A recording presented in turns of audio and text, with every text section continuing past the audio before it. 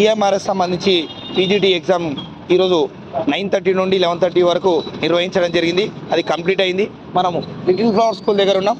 ఆ little flower స్కూల్లో exam రాసిన ఒక ఆస్పిరెంట్స్ తోటి కొద్దిసేపు మాట్లాడదాం. స్వామి, ఎగ్జామ్ పేపర్ ఎలా అనిపించింది? ఎన్ని క్వశ్చన్స్ వచ్చినాయి? ఏ ఏరియా నుండి? రీజనింగ్ కానీ జనరల్ అవేర్నెస్ నుండి కానీ ఎలా అనిపించింది? పేపర్ చెప్పండి. ఎగ్జామ్ పేపర్ అయితే మోడరేట్గా అనిపించింది, కానీ నాకు రీజనింగ్లో నేను ఎక్స్పెక్ట్ చేసిన దానికంటే ఎక్కువ క్వశ్చన్స్ వచ్చాయి. నియర్లీ 18-17 క్వశ్చన్స్ వచ్చాయి.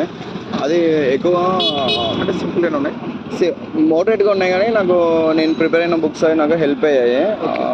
ఎక్కువ ఇది ఆర్డర్ 247 ప్రిపేర్ అయ్యాను నేను. ఓకే. జనరల్ అవేర్నెస్ కూడా ఎక్స్పెక్ట్ చేసిన కంటే ఎక్కువ క్వశ్చన్స్ వచ్చాయి.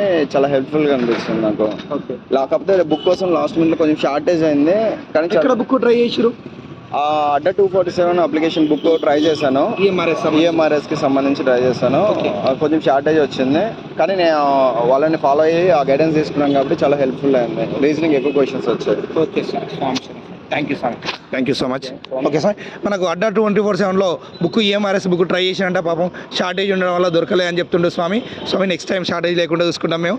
ఓకే.